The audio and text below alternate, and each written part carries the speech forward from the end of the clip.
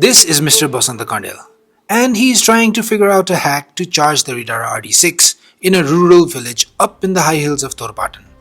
Now you must be wondering how we got ourselves into this situation. It all started with some wise guy suggesting we go to Dhorpatan in an EV because it would make it the first EV to ever reach there, allegedly. In theory, this was a pretty good idea. We would paint our names in gold in the books of Nepalese EV pioneers, or so we thought. Welcome to the cabin of the Riddara RD6 4-wheel drive. You joined us on our journey to Dhorpatan Hunting Reserve. On the first leg of our journey, we will be traveling from Kathmandu to Baglung. Why Baglung? Well, it's a strategic decision. The thing is, when we're traveling from Baglung to Dhorpatan and back, it'll take us around 330 kilometers. And after Pokhara, I don't think there are enough fast charging stations for us to do the distance. On a full charge, the Riddara RD6 4-wheel drive gives you a WLTP range of 350 kilometers.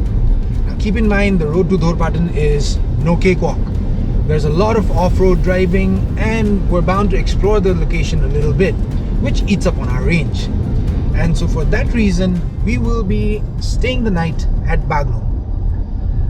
Will the range be enough? Well, that is a problem for tomorrow. For now, we head on to Baglung. 3, 2, 1, it's a celebration. Had to go SpaceX for the elevation. And they can't come close to the dedication. Everybody on your feet for the ovation. Come again, where you been, what's the situation? Picking up on my sin. Sounds like everything is under control. Sort of. And so we ventured forth, navigating the forever tattered roads up to Mugling, a chaotic bag of craters and crests, usually merciless on most vehicles to tread on its path. However, the Riddara RD6 barely flinched, easily bullying the road undulations that would rattle most vehicles. After Mugling though, it is a different story. We don't usually get to say this about the roads of Nepal, but wow! Take a bow, Nepal government.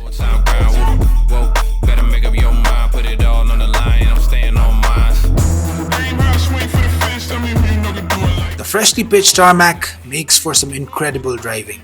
A mix of arrow straights and gentle curves were the perfect respite after the rough roads.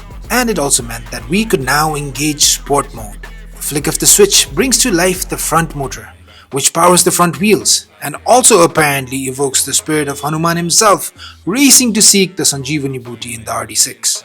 The sport mode propels the car at what feels like celestial speeds and instills equally demonic intentions on anyone that yields the steering wheel. Now, while the sharp handling of the Riddara RD6 belies its large size, it is still a big lofty boy. Pushing yourself and your car beyond their limits is how accidents happen. Just a gentle reminder to ourselves and to our viewers. Having enjoyed all 315 kilowatt of power and 595 Newton meters of torque of the RD6 4-wheel drive, we headed towards Baglung, where we stopped at Nodara for a quick charge. 45 minutes later, we were at 80%. Plenty for our journey to the hotel, where we would be staying for the night. Range issues are to an EV what coconut chunks are to an otherwise delicious pulao. No matter how much you try to ignore them, they still rear their ugly head, even in a car with impeccable range like the RD6. Despite having impressive range on paper, I was unsure whether we would be able to do the trip to Dhorpatan and all the way back to Pokhara. And now, the problem we had pushed aside for tomorrow was here. Good morning, folks. It's tomorrow and yesterday's problems are at our doorstep. So I've woken up early to get the Riddara RD6 charged to 100%. We're currently at 49% state of charge. So ideally we want to get it to 100%. The reason? Well, like I mentioned yesterday, our journey from Baglung, the hotel that we're staying in, up to Dhorpatan and back to Pokhara would be 330 kilometers. And on a full charge, the Riddara RD6 gives you a WLTP range of 350 kilometers. So it would be nice if we could get it to 100% so that we could go from Baglung to Dhorpatan and back to Pokhara in one stretch. And that's what we're headed out to do. The rest of the guys are asleep, and I've been the bigger man to take the car and get it charged. So, the new plan was get the car to 100% state of charge so we could squeeze out every kilometer to get from Baglung to Dhorpatan to Pokhara, a total of 330 kilometers. Then we searched for a fast charger. बागलुङमा कतातिर छ? बागलुङ भएन हजुर बागलुङमा भएन यतातिर छ? यहाँबाट सिधै जानु हजुर मेन ब्रिज आउँछ पक्की पुल आउँछ त्यहाँबाट घुम्ती कटेर गएर स्याट्टै यसरी घुम्ती कट्ने बेला तल्लो साइडमा छ क्या वासिङ पनि छ Thank you. Alright, so we are in luck. I found a charging station in a very unassuming place. I'm just going to charge it for hopefully an hour or so. That should get me to 100% hopefully.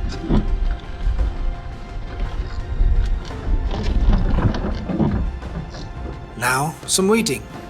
And some more waiting. I ended up charging the car to 100%. It took a considerable amount of time, especially for the last 2 or 3 percentage to get to 100%. But I thought I waited that long, might as well hit 100. And now that gives me a state of charge of 100% with a range of 356 kilometers. I'm sure that'll be more than enough. After convincing myself, I headed back to the hotel, where I expected a hero's welcome. Well, that didn't happen. After having breakfast and having the youngest of our clan tie down our luggage to protect it from the rain, we headed off to Dhorpatan. Every golden sunrise breaking through the leaves, songbirds in the morning, an ancient melody.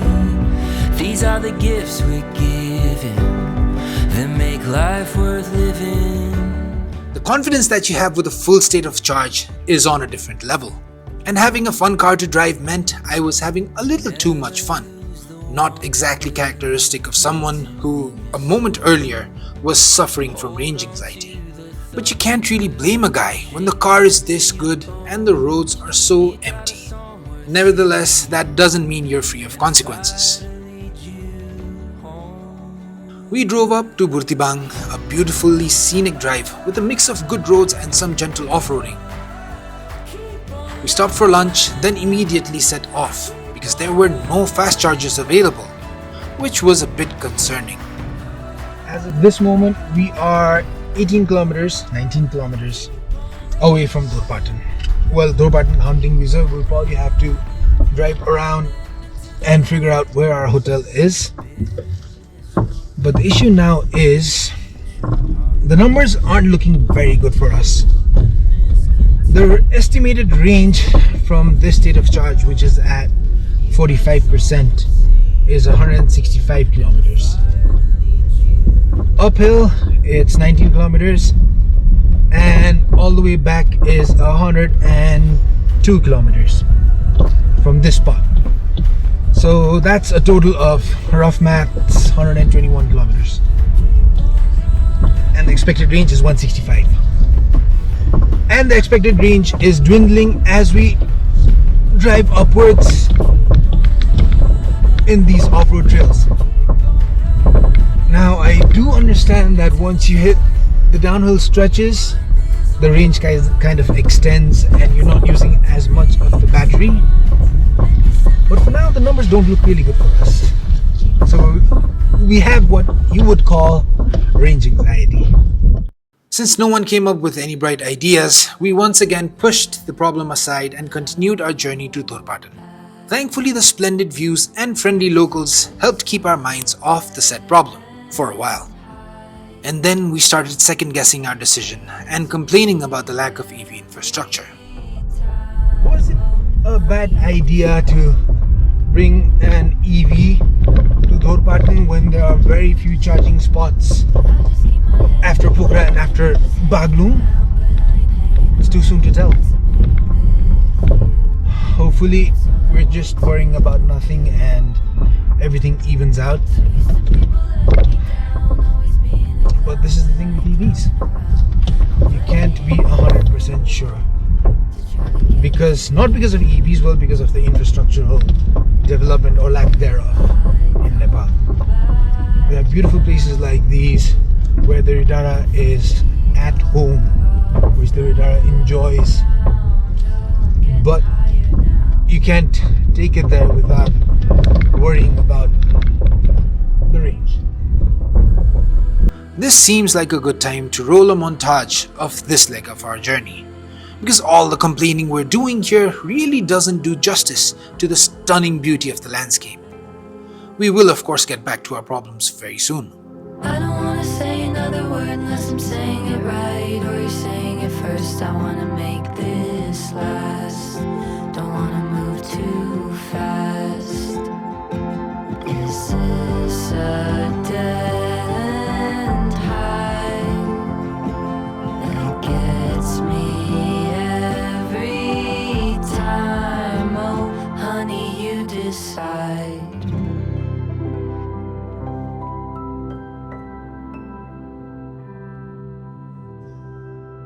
Right, back to the situation at hand. As night fell, our attention was diverted back to the fancy digital display behind the steering wheel that read 24% state of charge. And as we approached our hotel, the burden of this number slowly set in. Stressful as it might have been, we decided to do what we had been doing pretty often so far: postpone our problems for another day. This wasn't exactly how we had planned to start our day at Dhorpatan. Glum faces and range anxiety looming over our heads. The chances of kicking up dust with stunning green pastures in the background and horses racing beside us looked bleak.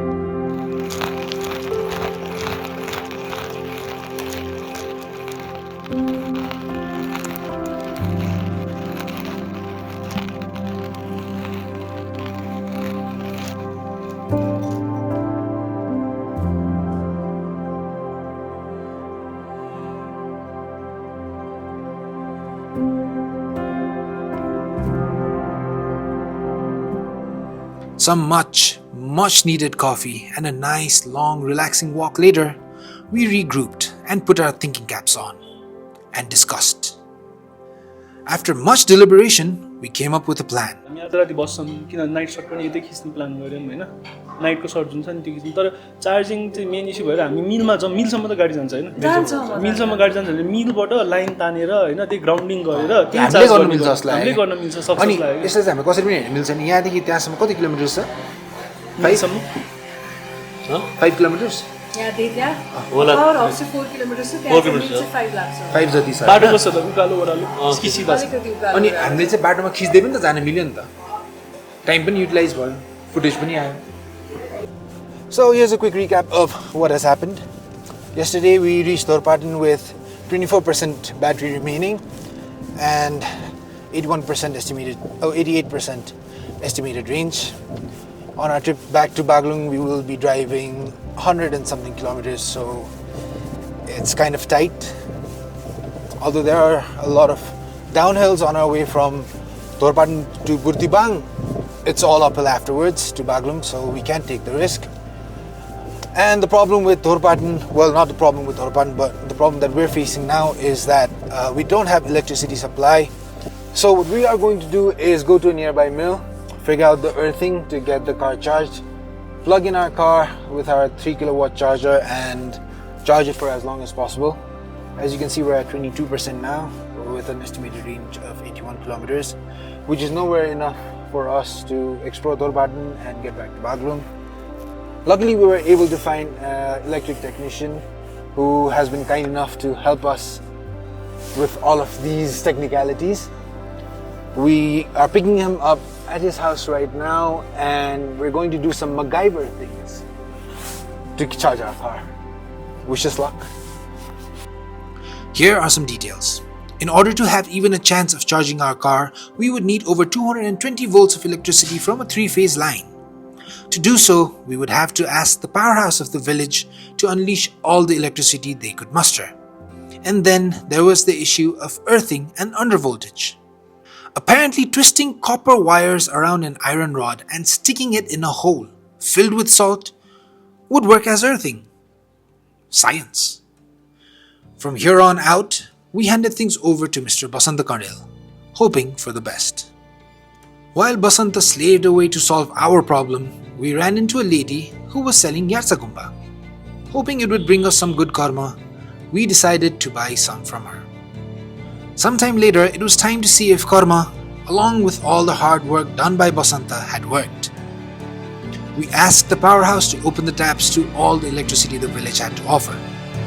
We plugged in our charger and nervously waited. Success! Or so we thought. Despite all our efforts, it looked like there just wasn't enough electricity to charge the Riddara RD6 through our AC charger. That meant we had to change our plans.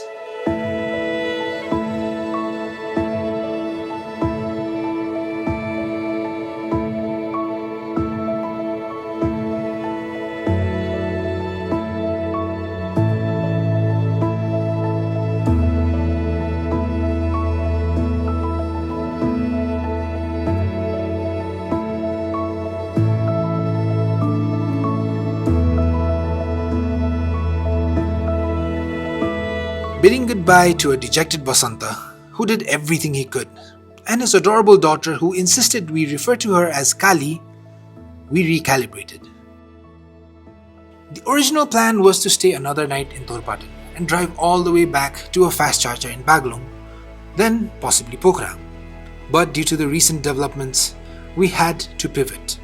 The new plan was to head back to Bertibang immediately, stay at a hotel with a charger, and try to stick to our schedule without adding another day to our trip. And so, with dark clouds overhead and nightfall fast approaching, we rushed toward Bertibang. Things don't always go according to plan, which is unavoidable. But the fact that we couldn't make the most of a vehicle so capable and a location so mesmerizing left a bitter aftertaste. If only we had better infrastructure for EVs. Maybe that's something we can hope for in the future. There were positive takeaways from this trip though. Although we didn't get to spend as much time as we would have liked exploring Dhorpatan, the scenic beauty of the place was not lost on us. It is still a beautiful place to visit, and the people there are some of the most hospitable and helpful we've ever met. That alone makes all the trouble worthwhile. On the bright side, we technically managed to become the first EV to reach Dhorpatan. Allegedly. The Riddara RD6 as a vehicle was very capable. In fact, it made the challenging drive to Dhorpatan feel like a complete cakewalk. If we were to do things differently, we would probably have stayed a night at Bertibang on our way to Dhorpatan. We would have charged the car there up to 100% and explored Dhorpatan to our heart's content. Maybe there's another journey in our cards. Who knows?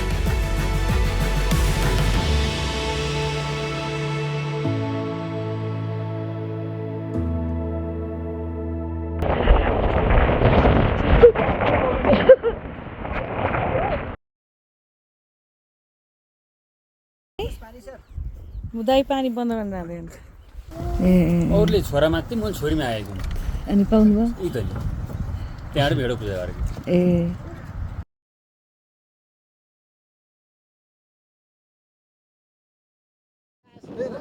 यस्तो गऱ्यो भने च्यातिन्छ यस्तो गऱ्यो भने च्यातिन्छ